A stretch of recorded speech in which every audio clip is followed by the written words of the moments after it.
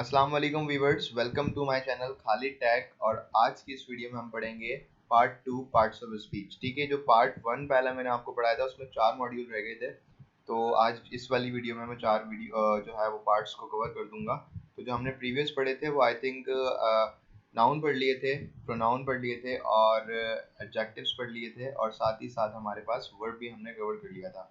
आज के हम वीडियो में सीखेंगे हमारा एडवर्ब क्या होता है। ठीक है, सो काइंडली फोकस ज़रूर रखिएगा ताकि आप लोगों को वीडियो जो मैं बोल रहा हूँ इसमें की पॉइंट्स हैं जो समझ आपको आ जाएंगे, ताकि आपको कभी भी कंफ्यूजन नहीं होगा एडवर्ब को समझने में। बहुत से लोगों की यही कंप्लेन होती है कि एडवर्ब समझ नहीं आया। तो इस वीडियो के अंदर मैं आपको डिटेल एडवर्ब के बारे में बताऊंगा। सो एडवर्ब बेसिकली कहाँ यूज़ होते हैं और किस तरह से यूज़ होते हैं। सो स्टार्ट करते हैं। सो यहाँ पर एक चीज़ याद रखिएगा, मेरा जो है चैनल को सब्सक्राइब ज़रूर कर लीजिएगा और बेल आइकन को प्रेस कर लीजिएगा ताकि आने वाले जितने भी लेक्चर्स हैं उसको आप मिस ना कर सकें और आप इजी जो है अपना इंग्लिश लैंग्वेज का कोर्स प्रॉपर तरीके से इसको कवर किसी वीडियो के थ्रू कर लें, मेरे चैनल की वीडियो के थ्रू। तो स्टार्ट करते हैं हमारा एडवर्ब का लेक्चर। जो है एडवर्ब यहाँ पर लिखा हुआ है हमारे पास नंबर 5th पॉइंट के ऊपर, और एडवर्ब की डेफिनेशन यहाँ पर लिखी हुई है मैंने, और डेफिनेशन को हम पढ़ लेते हैं। An adverb expresses more about a verb and tell when, where and how the verb और प्लस एक्शन हैपन। ठीक है, मतलब यहाँ पर ये बता रहा है कि एडवर्ब वो होता है जो मजीद वर्ब के बारे में बता रहा होता है, और बेसिकली ये किस तरीके से बता रहा होता है वर्ब के बारे में वो मैं आपको जब हम नीचे एग्जांपल्स के ऊपर प्रैक्टिकल कर लेंगे तो हमें अंडरस्टूड हो जाएगी बात कि हमारा जो एडवर्ब है वो किस तरह से काम कर रहा है। बेसिकली यहाँ पर इस डेफिनेशन में ये बता रहा है कि एडवर्ब वो होता है जो एक्शंस के बारे में मजीद बयान कर रहे होते हैं किसी भी चीज़ को। ठीक है, जैसे कि मैंने यहाँ पर इसमें लिखा हुआ है more about a verb and tell when, where and how the verb और प्लस एक्शन, क्योंकि वर्ब को एक्शन ही कंसीडर किया जाता है हैपन। ठीक है, like noun relationship with adjectives. मैंने यहाँ पर एक चीज़ और ऐड की है और यहाँ पर मैंने लिखा है कि नाउन रिलेशनशिप विद एडजेक्टिव। ठीक है, तो इस चीज़ को मैं आप लोगों को कवर करता चलूँ जैसे हमने प्रीवियस लेक्चर में पढ़ा था नाउन और एडजेक्टिव के बारे में कि नाउन जो है वो क्या होता है। Noun is a naming word, किसी भी चीज़ के नाम को हम नाउन कहते हैं। और रिलेशनशिप विद एडजेक्टिव उसका क्या था कि वो बेसिकली एडजेक्टिव नाउन जो है वो नाउन को जो है एडजेक्टिव डिस्क्राइब कर रहा होता है, मतलब उसकी क्वालिटीज के बारे में बता रहा होता है। जस्ट लाइक मैंने यहाँ पर एक चार्ट बनाया हुआ है नाउन रिलेशन विद एडजेक्टिव। ठीक है, तो यहाँ पर मैंने एडजेक्टिव लिखा हुआ है और यहाँ पर मैंने नाउन लिखा हुआ है, जैसे कि हमने प्रीवियस लेक्चर में पढ़ा था। तो नाउन बेसिकली नाम था, जैसे कि बॉय, हाउस, फॉक्स, ये जानवर, ये एक शख्स का नाम है और ये एक जगह का नाम है। ठीक है, और ये जो है हमारे पास एक कार जो कि थिंग्स का नाम है। ठीक है, इसी तरह से मैंने एक एडजेक्टिव का कॉलम बनाया हुआ है और उसमें सारी एडजेक्टिव लिखी हुई, जैसे कि मैं यहाँ पर एग्जांपल के तौर पे आपको समझाने के लिए मैंने ये चार्ट बनाया था। ठीक है, जिसमें हमने बताया कि हैप्पी बॉय मतलब खुश। इसी तरह हमारे पास एक दूसरा उसमें लिखा हुआ है मैंने ब्यूटीफुल हाउस, मतलब ये एडजेक्टिव है और ये नाउन है। मतलब ये ब्यूटीफुल हाउस किसको डिस्क्राइब कर रहा है, नाउन को कर रहा है। ब्यूटीफुल बेसिकली एडजेक्टिव है। ठीक है, इसी तरह से क्विक, शार्प, क्लेवर, फॉक्स मतलब होशियार, फॉक्स लोमड़ी। ठीक है, इसी तरह से हमारे पास ओल्ड मैन बूढ़ा आदमी। तो इसी तरह से हमारे पास एक नेक्स्ट है एक्सपेंसिव कार। आई होप इस चार्ट के अंदर आपको समझ आया होगा नाउन और एडजेक्टिव का रिलेशन। ठीक है, इसी तरह से हमारे पास जो है एडवर्ब और वर्ब का रिलेशन शो कराने के लिए मैंने कुछ एग्जांपल्स लिखी हुई हैं यहाँ पर, और उस एग्जांपल्स को हम प्रैक्टिकल करके देख लेते हैं। ठीक है, examples of adverb showing relationship with verb in are sentences. ठीक है, आर इन सेंटेंसेस। तो हम यहाँ पर कुछ सेंटेंसेस हैं जो हमने लिखे हुए हैं जिसकी मदद से हम ये अंडरस्टैंड कर सकते हैं कि हमारा जो है एडवर्ब किस तरह से आपस में इस रिलेशंस को बरकरार रखता है और किस तरीके से इसको बयान कर रहा होता है। ठीक है, सो स्टार्ट करते हैं। फर्स्ट हमारा सेंटेंस लिखा हुआ है ही वॉक्स वेरी स्लोली। ठीक है, इसका मतलब क्या है कि वो बहुत आहिस्ता से चलता है। ही वॉक्स, वॉक्स माना क्या होता है, जिसे के चलना। ठीक है, by walk you are walking. ठीक है, इसी तरह से स्लोली क्या बता रहा है कि वो आहिस्ता से चलता है। ठीक है, इसी तरह से हमारे पास लिखा हुआ है John finishes his homework quickly. इसका मतलब है जॉन जो है वो एक पर्सन का नाम है, फिनिशेस माना खत्म करना, और हिज होमवर्क मतलब जॉन अपना काम वक्त पर बहुत जल्दी खत्म करता है, क्विकली ये बता रहा है। ठीक है, तो यहाँ पर मैंने आप लोगों को डेफिनेशन में इसकी बताया था an adverb expresses more about a verb and tell when, where and how the verb action happened. मतलब वर्ब या एक्शन को ले लो, मतलब बात एक ही अंडरस्टूड है। अगर मैं यहाँ से एक्शन को खत्म करता हूँ तो वर्ब कंसीडर कर सकते हैं कि कब कहाँ पर वर्ब जो है वो वाक़ हुआ, मतलब कोई भी एक्शन हमारा कब हुआ, कहाँ हुआ और कैसे हुआ, ये बेसिकली एडवर्ब हमें बता रहा होता है। तो यहाँ पर हम देख लेते हैं कि ये बता रहा है कैसे, मतलब वो स्लोली चलता है। तो ये वॉक्स है, ये वर्ब है, मतलब एक्शन है कोई भी, और स्लोली मतलब आहिस्ता से, मतलब ये जो बयान कर रहा है कैसे, ठीक है, ये कैसे के बारे में बता रहा है। सो वो कैसे चलता है, ही वॉक्स वेरी स्लोली, वो बहुत आहिस्ता चलता है, ठीक है। इसमें ये बता रहा है वर्ब के बारे में, ठीक है। वर्ब क्या है हमारे पास, वॉक्स, और स्लोली किसके बारे में बता रहा है, हमें वर्ब के बारे में बता रहा है।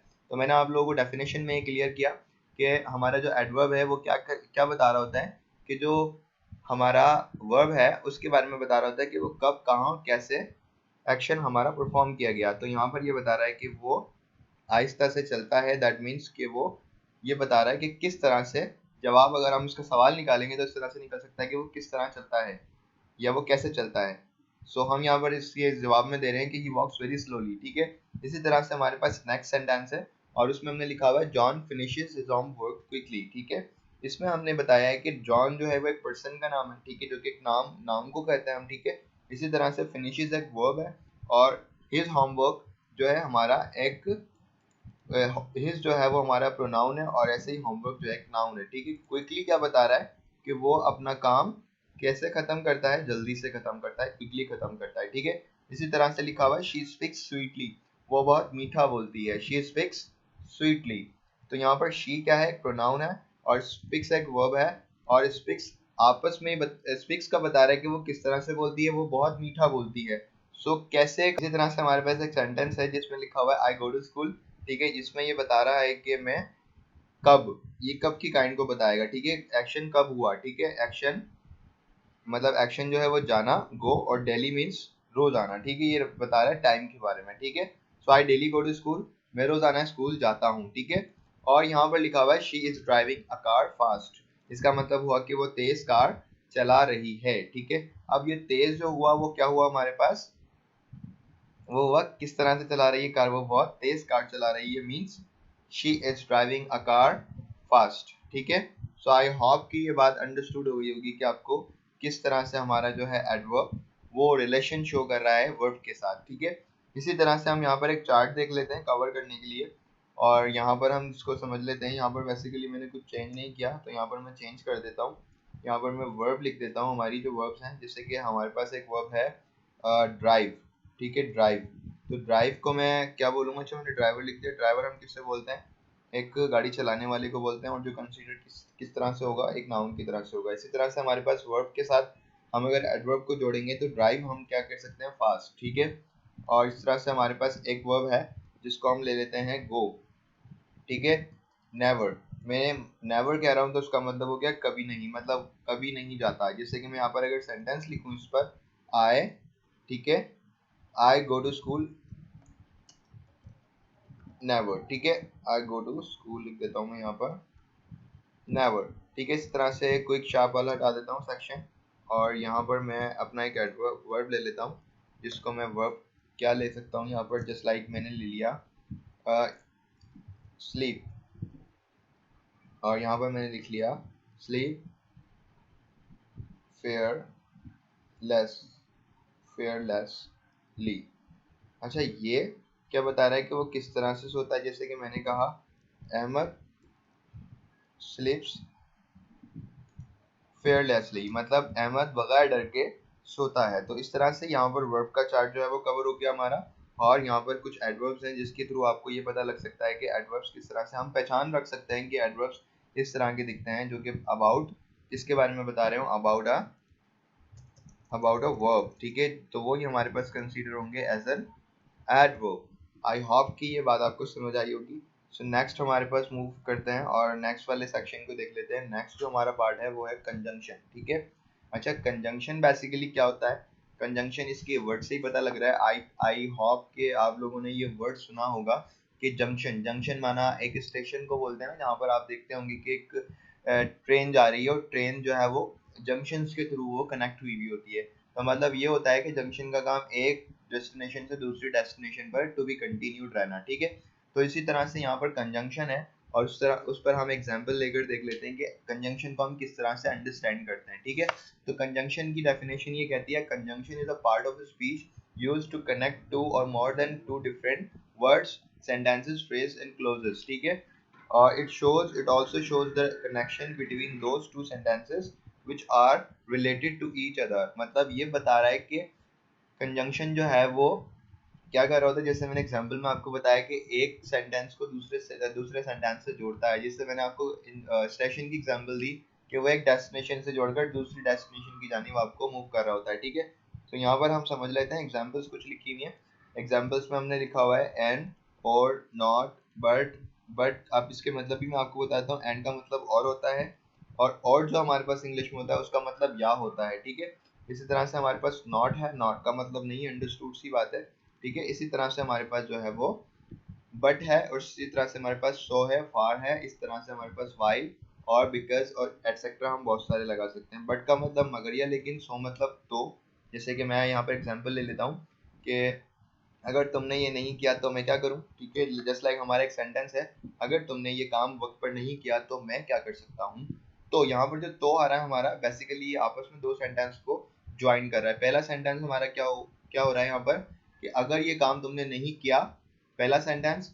तो हमारा सेकंड सेंटेंस बता रहा है तो, so what should I do, मैं क्या करूँ। So what should I do, अगर आपने अपना काम नहीं किया, if you have not done your work yet, so what should I do, ठीक है। इस तरह से हम अपने सेंटेंस को, दो सेंटेंसेस को आपस में कनेक्ट कर रहे हैं with the help of conjunctions, ठीक है। सो इस तरह से हमारे पास फॉर है, फॉर मतलब के लिए। जैसे कि मैंने कहा कि I bought some things for you, जैसे कि आई बॉट मैंने खरीदा, आई बॉट समथिंग। अब फॉर आई बॉट समथिंग का मतलब हो गया कि मैंने कुछ खरीदा। अब फॉर में किस लिए लगा रहा हूँ, किसी किसी सेंटेंस को वर्ड के साथ जोड़ने के लिए। अब वर्ड जो है हमारे पास कोई भी हो सकता है, जैसे कि मैं अपने फादर को यहाँ पर इंक्लूड कर लेता हूँ, जैसे कि I bought some special gifts for my father. जैसे कि मैंने यहाँ पर बताया कि मैं अपने फादर के लिए कुछ स्पेशल गिफ्ट्स लेकर आया हूँ। अब फॉर का मतलब होता है के लिए, ठीक है। इसी तरह से हमारे पास है वाइल। वाइल का मतलब होता है जबकि, बेसिकली टाइम को यूज करा रहा होता है, ठीक है।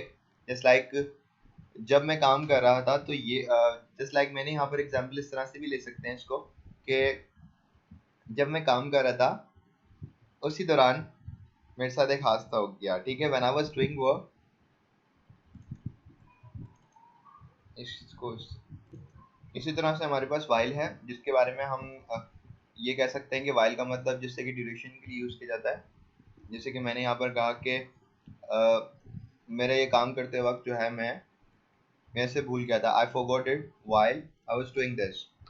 मैं ये भूल गया था ये काम करते वक्त, I forgot it while I was doing this work, ठीक है। तो यहाँ पर ये बेसिकली वक्त को रिप्रेजेंट कर रहा है। तो दो सेंटेंसेस को, कोई भी चीज़ को जोड़ने वाला जो है वो हमारे पास पार्ट्स ऑफ स्पीच में ऐसा कंजंक्शन जो है वो कंसीडर किया जाता है। इसी तरह से हमारे पास बिकॉज है, ठीक है। बिकॉज के मतलब है क्योंकि, ठीक है। अब यहाँ पर हमारे पास कुछ एग्जांपल्स हैं जो कि हमने वर्ड टू मीनिंग को समझ लिया है, और साथ में एक और डेफिनेशन मैंने यहाँ पर लिखी हुई है, उसको भी हम पढ़ लेते हैं और उसमें भी समझ लेते हैं कि मजीद हमारे पास और किस तरह के कंजंक्शंस होते हैं, ठीक है। कंजंक्शंस में हमने यहाँ पर लिखा हुआ है also conjunctions can be used as a correctively conjunction by including two conjunctions together. अच्छा, यहाँ पर दो कंजंक्शन जोड़कर भी एक कंजंक्शन बनता है, ठीक है। और मतलब ऐसा होता है कि कुछ कंजंक्शंस ऐसे हैं तो जिसको हम दोनों को आपस में जोड़ेंगे तो ही वो प्रॉपर मीनिंग देते हैं। जैसे कि हमारे पास नॉट ओनली, इसका मतलब है ना सिर्फ, ठीक है। जैसे कि हम बोलते हैं ना नॉट ओनली, ना सिर्फ तुम बल्कि मैं भी, not only you but I also. अच्छा देखो यहाँ पर ये दो चीज़ें हैं, not only but also. But also का मतलब ना सिर्फ और बल, हालांकि ना सिर्फ, जैसे कि हम एक सेंटेंस कॉमन सा बोलते हैं कि ना सिर्फ तुम बल्कि मैं भी। जैसे कि मैंने कहा कि ना सिर्फ तुम सच्चे हो बल्कि मैं भी, ना सिर्फ तुम मुसलमान हो बल्कि मैं भी, ठीक है। Not only you are a Muslim but also I am, ठीक है। इस तरह से हम अपने सेंटेंस को बना सकते हैं। इस तरह से हमारे पास एक और है कंजंक्शन जिसको हम बोलते हैं आइदर और। इसका मतलब है या तो या फिर, ठीक है। अब इसको हम किस तरह से कंसीडर करेंगे, जैसे कि हमारे पास एग्जाम्पल देख लेते हैं, सेंटेंस बनाकर देख लेते हैं यहाँ पर, ताकि आप लोगों को समझ भी आ जाए। मैंने पहला यहाँ पर एक जो है नॉट ओनली और बट आल्सो वाला ले लेना है कंजंक्शन, ताकि आप लोगों को कंसीडर हो जाए, समझ आ जाए प्रॉपर तरीके से चीज। तो यहाँ पर हमने लिख लिया not only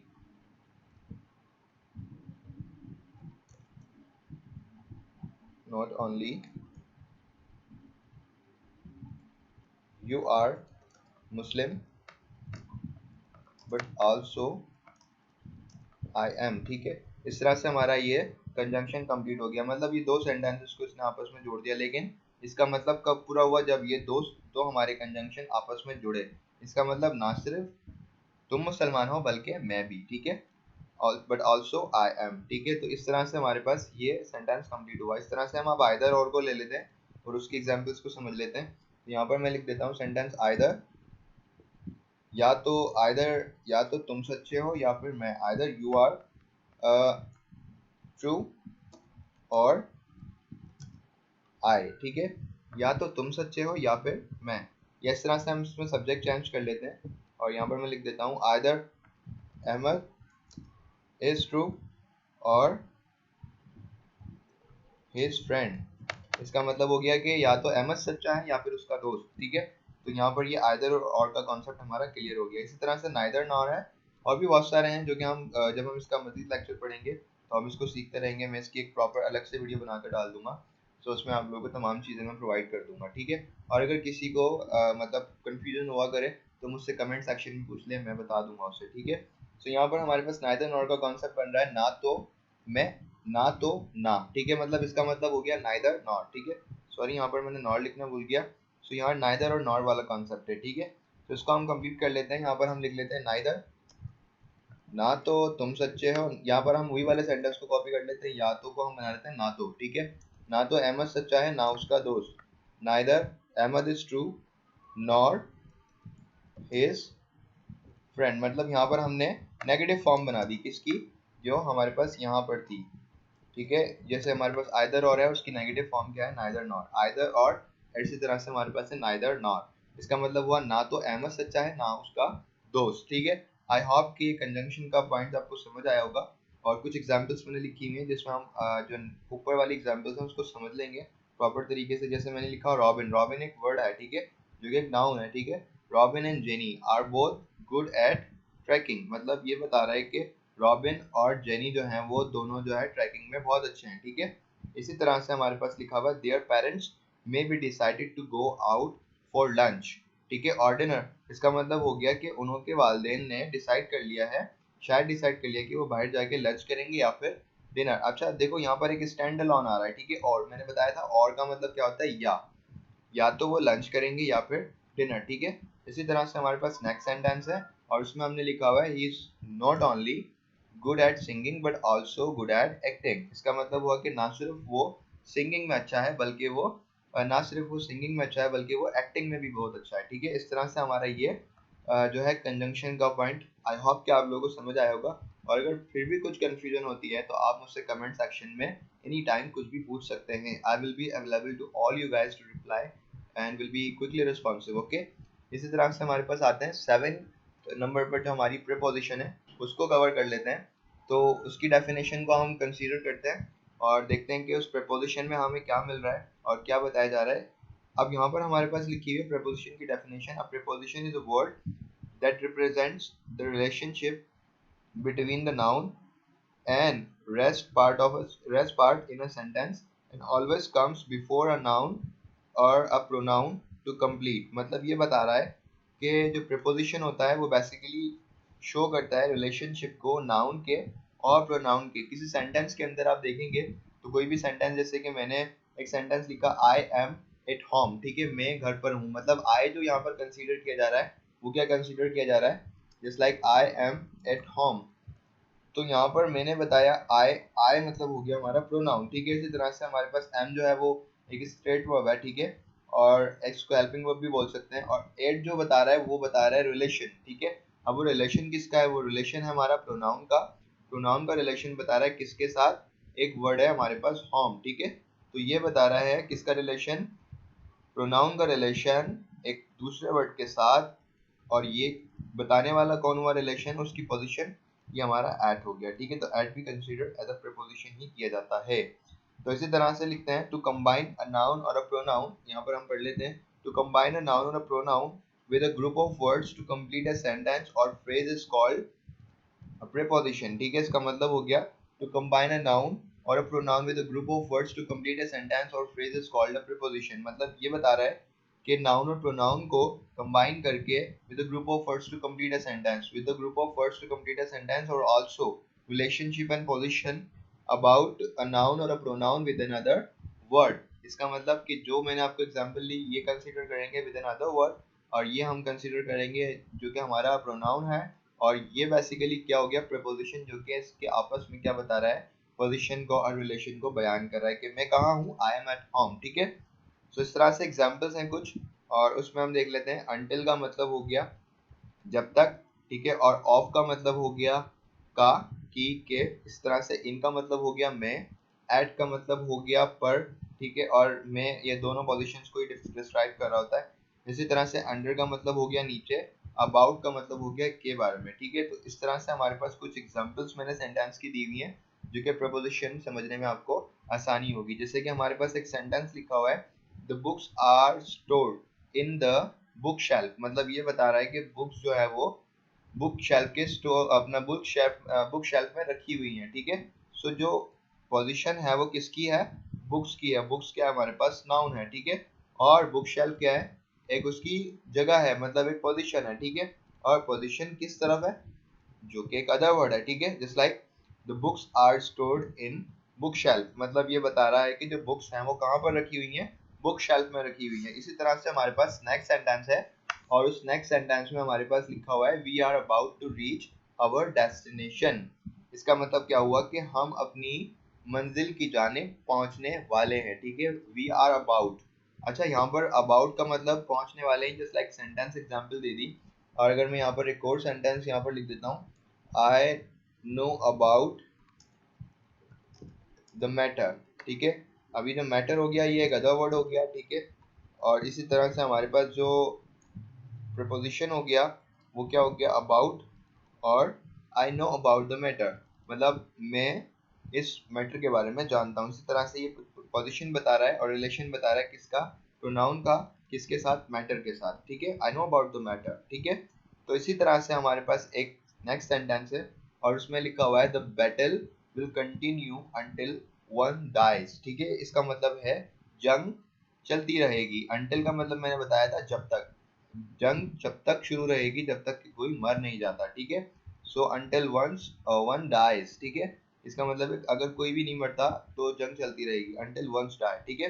so your coffee is at the table, इसका मतलब ये बता रहा है कि आपकी जो कॉफी है वो टेबल पर रखी हुई है, ठीक है। इसका मतलब ये एट जो है वो पोजीशन बता रहा है किसकी, कॉफी की, कहाँ पर बता रहा है, टेबल के ऊपर। तो इस तरह से हमारे जो प्रीपोजिशंस होते हैं वो पोजीशंस को और रिलेशंस को बयान कर रहे होते हैं ऑफ अ नाउन और a pronoun with another word. अच्छा, विद अनदर वर्ड अभी यहाँ पर हम कंसीडर करेंगे टेबल को।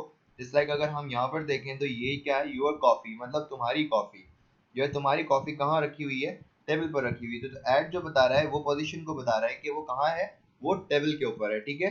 सो आई होप कि, मुझे उम्मीद है कि ये भी आपको समझ आया होगा, और अगर नहीं समझ आया तो फिर आप लोग मुझसे कमेंट। इसी तरह से हमारे पास इंटरजेक्शन है। इंटरजेक्शन में हम बता रहे हैं कि an interjection is a word used in a sentence to express a strong feelings, emotions और excitement। जो इंटरजेक्शन होता है वो जो है फीलिंग्स को एक्सप्रेस करने के लिए, मतलब इजहार करने के लिए हम यूज कर रहे होते हैं। और इमोशंस और एक्साइटमेंट, कुछ मतलब हमारे जज्बात और एहसास, एक्साइटमेंट जो है हमारे ताज्जुब, फीलिंग्स जिसको हम कहते हैं। जैसे कि यार कोई आया हमारे पास और कोई कहता है कि यार तुम्हारी लॉटरी खुल गई है, ओए होए, बस उसके बाद तो हमने कहा वाह सही बता, सच कह रहा है। तो इस तरह के जो एक्सप्रेशन होते हैं वो हम उसमें एक्सपेक्ट कर होते हैं। बट ये टोटली इंग्लिश है, तो इसके अंदर जो है जिस तरह से हम लोग बोल रहे होते हैं उस तरह से नहीं होगा। तो एक्साइटमेंट जो है वो हमारी दूसरी होती है, हमारी एक्साइटमेंट होती है वाह यार। और इस तरह के हमारे कुछ डिफरेंट जो है इंटरजेक्शन होते हैं, लेकिन अंग्रेजों के इंटरजेक्शन है तो भाई अंग्रेजों की तरह समझना है, ठीक है ना। तो यहाँ पर आ जाते हैं एग्जाम्पल्स में देख लेते हैं। जस्ट लाइक अलास है और हुर्रा है, great, damn, oh and congratulation, इस तरह से एक्सेट्रा बहुत सारे हमारे पास जो है वो इंटरजेक्शंस मौजूद हैं, ठीक है। इंटरजेक्शन सिर्फ और सिर्फ फीलिंग्स को एक्सप्रेस करने के लिए यूज किया जाता है। जैसे हम किसी को एप्रिसिएशन दे रहे हैं, यार good, well done, good job, तो वहाँ पर एक्सक्लेमेशन। अच्छा, एक्सक्लेमेशन का मैं आपको एक यहाँ पर एक कॉन्सेप्ट बता दूं जो कि इंपॉर्टेंट है राइटिंग स्किल्स के अंदर, कि यार ये जो एक्सक्लेमेशन मार्क्स है ना, ये जो यहाँ पर लगी हुई है, ये जरूर लगानी होती है जब भी हम कभी कोई जो है, यहाँ पर देख लो मैंने इसको हाईलाइट किया, मैं इसको बोल्ड भी कर देता हूँ। तो ये बेसिकली क्या होती है, ये होती है एक्सक्लेमेशन मार्क, ठीक है। मैं यहाँ पर एक और दफा इसको लिख भी देता हूँ ताकि आप लोगों को समझ आ जाए, एक्सक्लेमेशन मार्क, ठीक है। ये बेसिकली जो है इंटरजेक्शंस में ही मोस्टली यूज करते हैं, ठीक है। सो इंटरजेक्शंस को, इसको हम, इसका जो नाम है वो एक्सक्लेमेशन मार्क जिसको हम बोल रहे हैं, ठीक है, एक्सक्लेमेशन मार्क हम इसको कहते हैं। और ये मोस्टली हम जो है इंटरजेक्शंस में यूज करते हैं, बस यही है। बाकी तो कॉन्सेप्ट हम इसको इतना स्पीकिंग में यूज नहीं करते, लेकिन राइटिंग में इसको यूज करना है। जब कभी भी आप अलास हो रहा, कोई एक्सप्रेशन का इजहार कर रहे हो, मतलब अपनी फीलिंग्स का, तो आपने लगाना है जस्ट लाइक ग्रेट, डैम, ओ, कंग्रेचुलेशंस, लेकिन हमारे बोलने में नहीं आता ये, ठीक है ना, हम ये नहीं बोलेंगे कंग्रेचुलेशंस और एक्सक्लेमेशन मार्क, जस्ट हमने सिंपली ये कहना है कि कंग्रेचुलेशंस, ठीक है।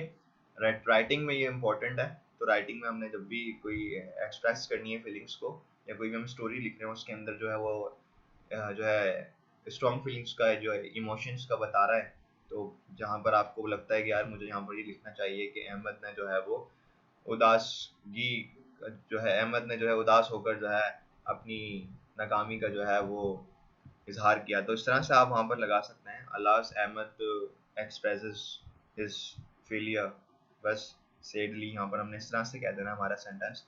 और यहाँ पर आते हैं examples of interjections are in sentences को देख लेते हैं, क्योंकि यहाँ पर हमारे पास जो है मजीद इसमें जो है सेंटेंस के साथ भी हमने लिखा हुआ है hurrah we have won the match, ठीक है, इसका मतलब हो गया है कि हुर्रा यहाँ पर खुशी का इजहार वो कर रहा है, और we have won the match का मतलब है कि वो मैच हम मैच जीत गए हैं, ठीक है। इस तरह से congratulations you have a baby girl, मतलब कॉन्ग्रेचुलेशंस आपके जो है वो लड़की हुई है, या you have a baby girl, या तुम्हारे पास जो है वो एक बेबी गर्ल है। मोस्टली ये होता है कि अपना जो है जब कभी पैदाइश का दिन भी होता है तब भी वाला जो है सेंटेंस बहुत से लोग यूज करते हैं, congratulations you have a baby girl, क्योंकि ये पैदाइश होती है तो वो ज़ाहिर है उनके पास मौजूद होता है, तो इसी तरह से वो you have a baby girl use कर रहे होते हैं। समटाइम्स उसका मतलब जो है वो मुबारक हो कि आपकी जो है बेटी हुई है, या you have a baby girl कि तुम्हारे पास एक बेटी है, ठीक है।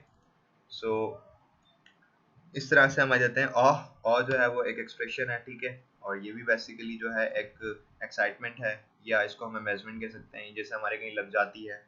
सो वहाँ पर वी लॉस्ट हिम, हमने उसे खो दिया, ये बेसिकली सैडनेस की पोजीशन में आ जाता है। सो वी लॉस्ट हिम, हमने उसे खो दिया। और इस तरह से लिखा हुआ है या ठीक है, आई गॉट हर नंबर, मतलब ये बता रहा है कि मुझे उसका नंबर मिल गया। यहाँ पर थोड़ा सा ये जो है रॉन्ग सेंटेंस है, तो हम इसको कट कर देंगे, यहाँ छानेबाजी कर रहा है ये। इसी तरह से हमारे पास एक लास्ट है हमारे पास, हा यू आर मैड, तुम जो है वो पागल हो। आई होप कि लेक्चर आपको समझ आया होगा, तो तब तक के लिए मुझे इजाज़त दीजिए, फिर इंशाल्लाह नेक्स्ट वीडियो में मिलते हैं, तो फिर एक नई वीडियो के साथ मिलेंगे। तो अभी तक कुछ भी जो समझ में नहीं आया तो आप मुझसे वो कमेंट सेक्शन में पूछ सकते हैं, मैं आप लोगों को फिर लास्ट टाइम भी ये बात कह रहा हूँ कि anything that you are not getting that you have not got from all over the conversation, so you can ask me, और कहीं पर भी कुछ कन्फ्यूजन हो रहा हो so you can ask me in the comment section, okay. और मज़ीद इस चैनल को सब्सक्राइब कर दीजिएगा, और जो है नेक्स्ट वीडियो आपको मैं जल्दी प्रोवाइड करूँगा, तो तब तक अपना ख्याल रखिएगा बहुत सारा। नेक्स्ट वीडियो में मिलते हैं और नेक्स्ट टॉपिक के साथ, मुझे इजाज़त दीजिए, अल्लाह हाफ़िज़।